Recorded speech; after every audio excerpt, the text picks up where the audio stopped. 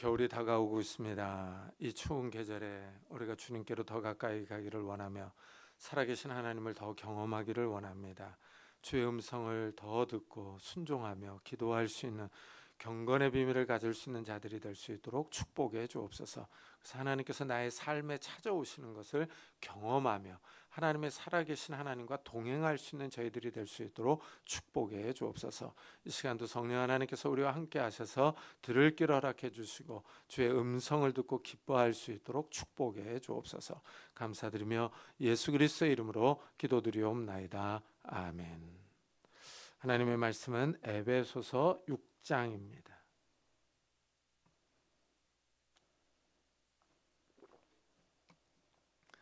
에베소서 6장 10절부터 12절까지 우리 다 같이 한 목소리로 읽도록 하겠습니다. 에베소서 6장 10절부터 12절입니다. 10절부터 함께 읽겠습니다. 끝으로 너희가 주 안에서와 그의 힘의 능력으로 강건하여지고 마귀의 관계를 능히 대적하기 위하여 하나님의 전신갑주를 입으라. 우리의 씨름은 혈과 육을 상대하는 것이 아니요 통치자들과 권세들과 이 어둠의 세상 주관자들과 하늘에 있는 악의 영들을 상대함이라. 아멘. 현대 전쟁에 나가는 군인들은 개인적으로 챙겨야 할 무기들이 있습니다. 헬멧, 방탄조끼, 총, 실탄, 군화, 군복 이런 기본 장비들이 있습니다. 여기에 이제 완전 무장을 하면 뭐 침낭, 우위, 야전사, 비상 식량과 같은 장비들을 포함하면은 뭐 거의 38kg이나 됩니다. 이러한 장비들이 군인 자신을 보호하며 상대를 공격하기 위한 무기들입니다. 사도 바울 당시에 로마 군인들도 무장을 했어요. 칼, 방패, 투구, 가슴막이, 허리띠, 신발 등으로 완전 무장을 했습니다. 이 바울이 로마 군인의 무장을 보고 비유적으로 모든 그리스도인들도 이런 무장이 필요하다라고 말을 합니다. 모든 그리스도인이 전투에 참여해야 할 군인으로 보고 있는 겁니다. 영적 전쟁에 참여하는 군인입니다. 성도라면 누구나 이 전쟁에 참여해야 합니다. 여자 성도들이 나는 여자인데 어떻게 전투에 참가하느냐 하고 반문할 수 없습니다. 학생들도 나는 아직 학생인데 무슨 전쟁이냐 말할 수 없습니다. 우리가 참여하고 싶지 않다고 해서 빠질 수 있는 전쟁이 아닙니다. 예수를 믿는 모든 사람은 영적 전쟁에 참여합니다. 전쟁의 대상이 마귀와 악한 영들입니다. 영적인 존재들과 전쟁하는 겁니다. 이것은 컴퓨터에서 하는 가상 전투 게임이 아닙니다. 우리 삶에 실제 일어나는 전쟁이에요. 악한 마귀는 목적이 있습니다. 예수 믿는 사람들을 넘어뜨리는 겁니다. 예수 믿는 사람들의 신앙을 빼앗는 겁니다. 그래서 예수를 믿지 못하게 만듭니다. 예수 믿는 것을 포기하게 만들어요. 사도 베드로는 이 악한 마귀를 이렇게 묘사합니다. 근신하라 깨어라. 너희 대적 마귀가 우는 사자같이 두루 다니며 삼킬 자를 찾나니 너희는 믿음을 굳건하게 하여 그를 대적하라 합니다. 이 사자가 부르짖는 모습을 한번 상상해 보십시오. 아주 무섭습니다. 이와 같이 마귀가 성도들을 집어 삼키려고 울부짖고 있습니다. 마귀가 바쁩니다. 성도 개개인을 공격합니다. 믿음에서 넘어지게 합니다. 천국에 들어가지 못하도록 막습니다. 악한 마귀는 교회를 공격합니다. 교회가 서로 싸우게 만듭니다. 서로 비방하며 분열하게 만듭니다. 교회가 복음을 전하는데 열심을 내야 하는데 서로 싸우느라고 기도하지 못하고 전도하지 못하게 만듭니다. 이게 마귀의 일입니다. 마귀가 우는 사자처럼 성도들을 향하여 공격하기 때문에 깨어 있어야 합니다. 베드로는 우리에게 대적하라라고 명령을 합니다. 이 정신을 차리고 마귀의 공격에 대항하여 살아야 합니다. 마귀는 성도들이 천국에 들어가지 못하도록 막습니다. 이 아프리카 초원에 많은 짐승들이 살아갑니다. 초식동물은 늘 육식동물을 경계합니다. 포식자가 초식동물을 잡아먹으려고 소리 없이 다가와 덮치기 때문입니다. 이 아프리카의 이 초식동물들 가운데 미어캣이 있어요. 보통 20마리, 30마리가 집단 생활을 합니다. 여러 통로와 입구가 있는 굴에서 생활을 해요.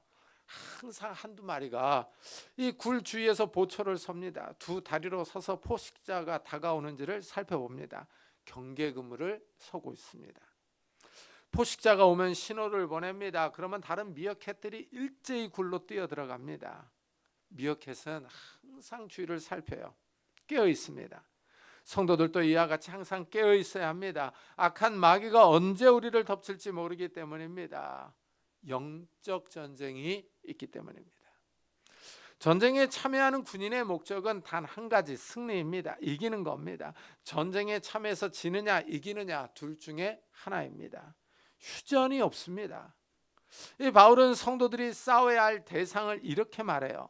우리의 씨름은 혈과 육을 상대하는 것이 아니요 통치자들과 권세들과 이 어둠의 세상 주관자들과 하늘에 있는 악의 영들을 상대함이라 합니다.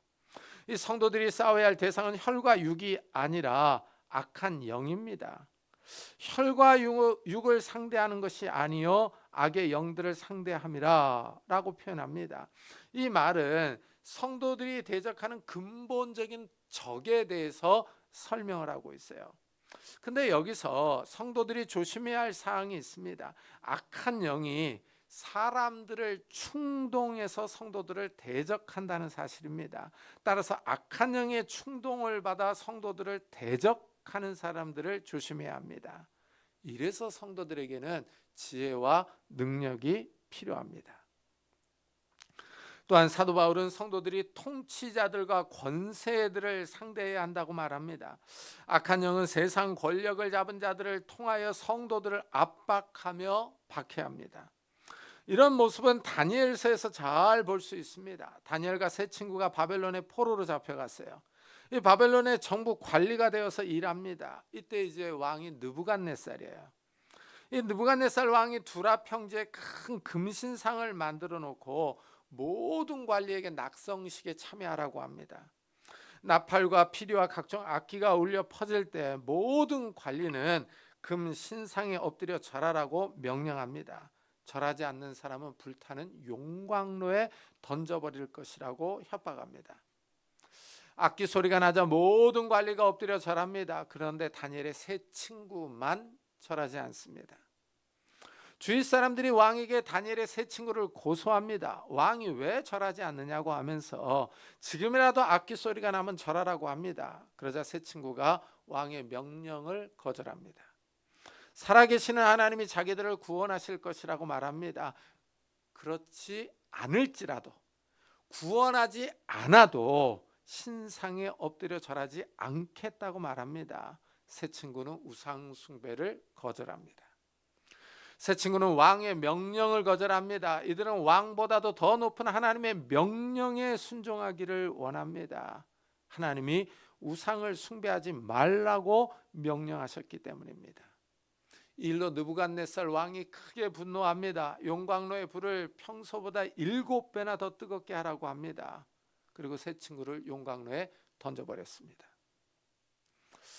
그런데 이 불 속에서 4명이 다니는 겁니다. 하나님이 이 세 친구를 보호하셔서 불에 하나도 타지 않게 하셨습니다. 하나님의 사자를 보내셔서 구원하신 거죠. 이렇게 악한 마귀는 세상 권세를 이용해서 성도들을 대적합니다. 성도들의 믿음을 꺾으려고 노력합니다. 이런 일은 오늘날에도 벌어지고 있습니다. 공산주의 국가나 이 북한, 중국만 봐도 그렇습니다. 이슬람 국가를 봐도 그래요. 정말 이 신앙 때문에 핍박당하는 사람들이 너무 많습니다. 이렇게 성도들의 싸움이 세상 권세일 수 있어요. 그런데 그 배후에 악한 영이 있습니다. 마귀는 휴전을 원하지 않습니다. 어떻게 해서든지 믿는 사람들을 넘어뜨리려고 하고 교회를 쓰러뜨리려고 합니다. 요한계시록을 읽어보면 부활하신 예수님이 아시아의 7교회에 편지를 보냅니다. 그 편지 내용 가운데 공통적으로 나타나는 표현이 바로 이기는 자입니다. 영적인 싸움에서, 신앙의 싸움에서 이기는 자에게 약속하고 있습니다. 예수님은 성도들에게 신앙의 싸움에서 이기라고 합니다. 에베소 교회는 이렇게 약속합니다. 이기는 그에게는 내가 하나님의 낙원에 있는 생명나무의 열매를 주어 먹게 하리라. 이기는 성도에게 하나님 나라에 있는 생명나무의 열매를 주신다고 합니다. 천국에 들어올 수 있도록 허락해 주신다고 약속하고 있습니다. 사대교회는 이렇게 약속합니다. 이기는 자는 이와 같이 흰옷을 입을 것이요 내가 그 이름을 생명책에서 결코 지우지 아니하고 그 이름을 내 아버지 앞과 그의 천사들 앞에서 시인하리라 하고 말씀합니다. 그 생명책에 이름을 기록한다고 합니다. 구원받을 것을 약속하고 있는 거죠. 그 이름을 하나님과 천사들 앞에서 시인할 것을 말씀합니다. 하나님 나라에 들어올 것을 약속하고 있는 겁니다. 이렇게 예수님은 이기는 자에게 천국을 약속하고 있습니다. 아시아의 7교회 모두에 이기는 자에게 천국을 약속하고 있어요. 하나님 나라를 기업으로 주실 것을 말합니다. 이래서 성도들은 영적 전투에서 이겨야 합니다. 하나님은 우리가 전쟁에 지는 패배자가 되는 것을 원하지 않습니다. 전쟁에서 승리하는 자에게 생명이 있고 기쁨이 있습니다. 하지만 신앙의 패배자는 가야 할 곳이 정해져 있습니다. 둘째 사망이 있는 유황불입니다. 슬픔과 절망과 영원한 고통이 있는 것입니다. 참 이거 보면 신앙이 무섭습니다. 영생이냐 아니면 영벌이냐 둘 중에 하나를 한 곳으로 가야 하기 때문입니다. 이런 영적 전쟁에 믿는 성도들은 다 참여합니다. 이것은 우리가 싫다고 해서 전쟁에 참여하지 않는 것이 아닙니다. 우리는 싸우기 싫어도 마귀가 우리를 공격합니다. 우리의 신앙을 빼앗으려고 합니다. 먹고 살기도 바빠 죽겠는데 무슨 영적 전쟁이냐 하고 반문할 수 있습니다. 하지만 잘 생각해야 합니다. 영적 전쟁은 모든 성도가 치러야 할 전쟁입니다. 피할 수 있는 것이 아닙니다. 깨어 있어서 마귀와 싸워야 합니다. 마귀는 우리의 믿음을 파괴하려고 하며 신앙에서 넘어뜨리려고 하기 때문입니다. 악한 마귀가 아주 영악합니다. 마귀는 그냥 뿔이 달린 채로 우리에게 나타나서 야, 너 예수 믿으면 안 돼. 신앙을 포기해라. 이렇게 말하지 않습니다. 마귀도 전략이 있어요. 오늘 말씀 11절에 보면은 마귀의 간계를 능히 대적하기 위하여 하나님의 전신갑주를 입으라 하고 명령합니다. 여기 보니까 마귀의 간계가 있어요. 악한 마귀가 계획과 전략이 있습니다. 성도들을 쓰러뜨리기 위해서 속입니다. 위장합니다. 유혹합니다. 어떤 성도들에게는 거짓 교리를 가지고 유혹합니다. 이단 교훈에 넘어가도록 속입니다. 그래서 큰 이 거리에 나가 보면은 도를 아십니까? 이렇게 접근하는 사람들이 있는가 하면은 유월절을 믿어야 한다고 이단 교리를 전파하는 사람들도 있습니다.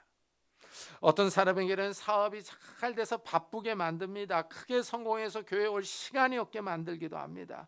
그래서 보면은 사람은 오지 않고 헌금만 오는 경우도 있습니다. 예배에 참석하지 못하는 것을 헌금으로 무마하려고 합니다. 어떤 사람에게는 사업에 실패를 주기도 합니다. 낙심하고 좌절해서 신앙을 포기하게 만들기도 합니다. 또 어떤 사람들에게는 인간관계에 껄끄러움을 주기도 해요. 저 김집사 꼴 보기 싫어 죽겠네. 이런 마음이 들면서 교회 가기 싫어하는 마음이 올라오기도 합니다.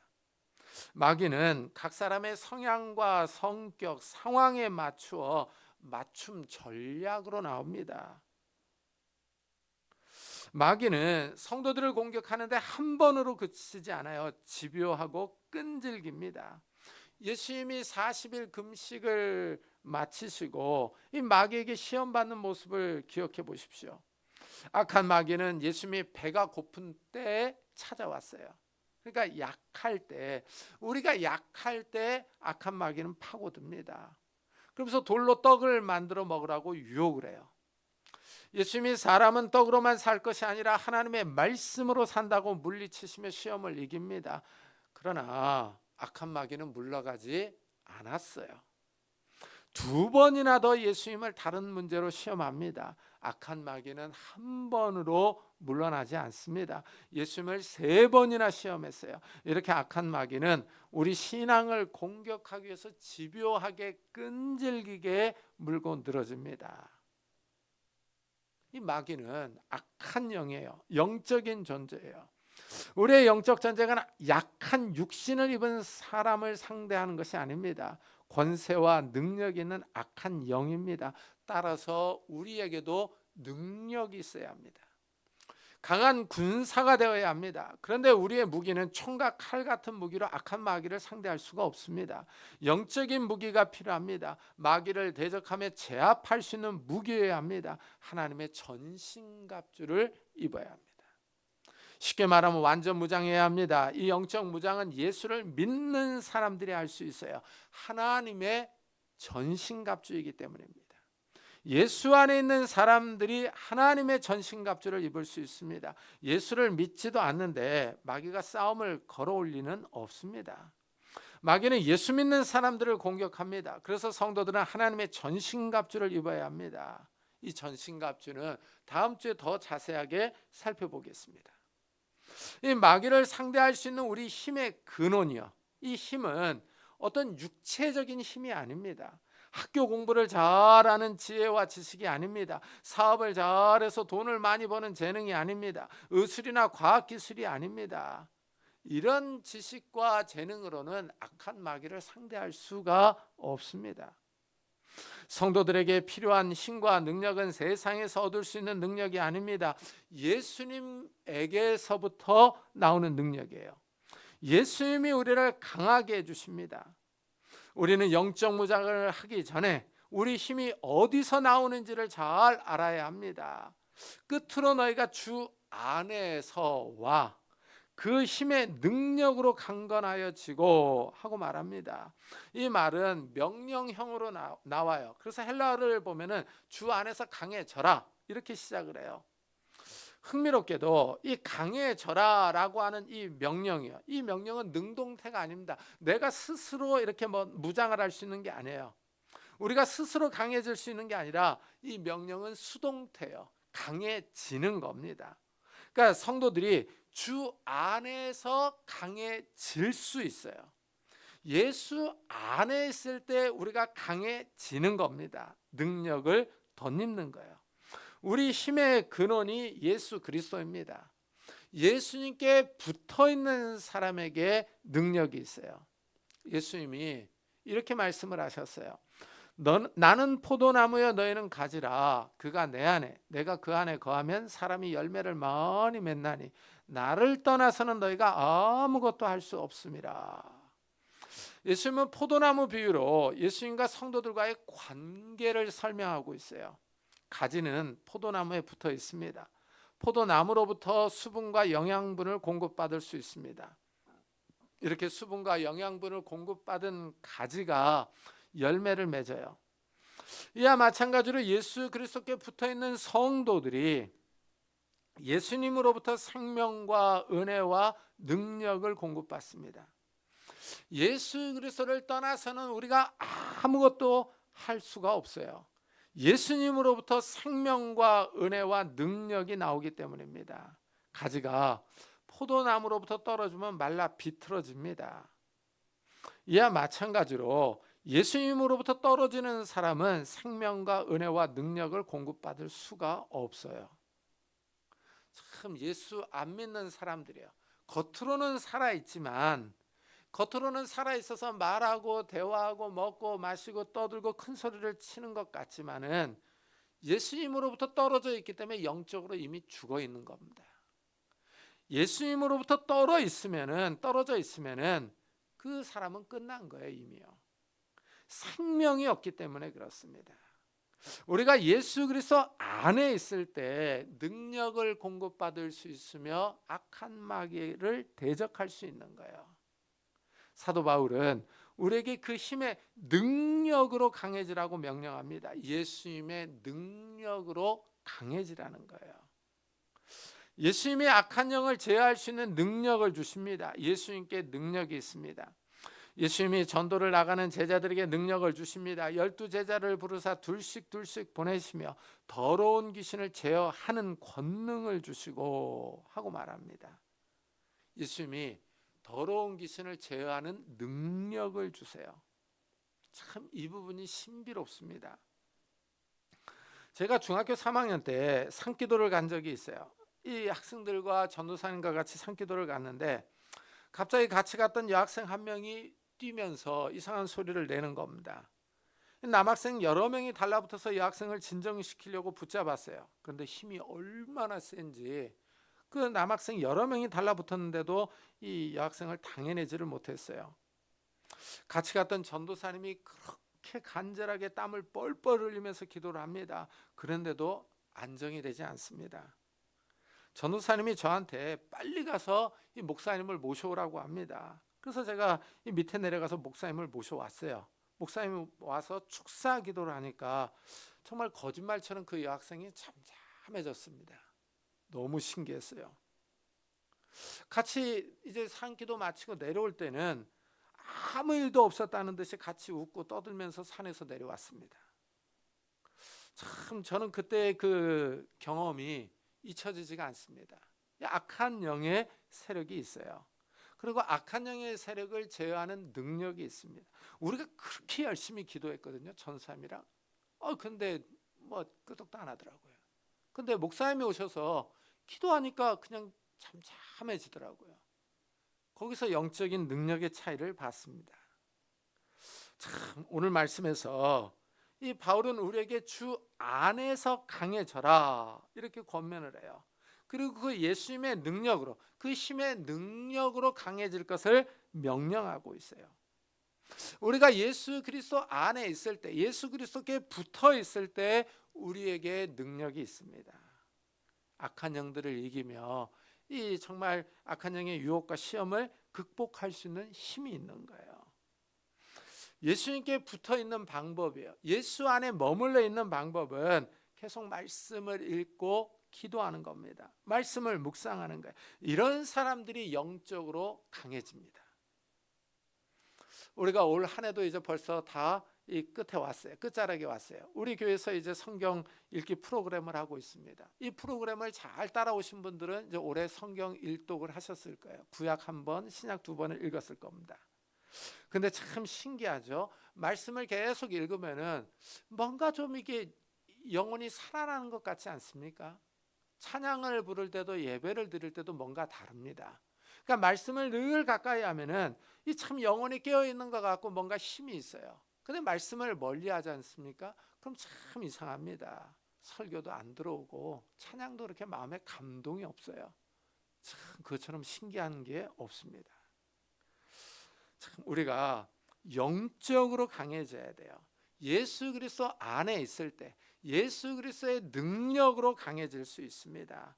이렇게 능력 있는 사람들이 악한 영을 상대하는 거예요. 유혹과 시험을 이기는 겁니다. 깨어있는 성도님들이 되시기를 예수 그리스도의 이름으로 축복합니다. 기도하겠습니다. 우리 한번 들은 말씀을 생각하면서 우리가 정말 깨어있게 해달라고, 정말 그리스도 안에서 이 주님께로부터 나오는 생명과 능력을 공급받아서 악한 영의 시험과 유혹을 이기게 해달라고 우리 한번 같이 기도하고 예배 마치겠습니다. 하나님 아버지 감사를 드립니다.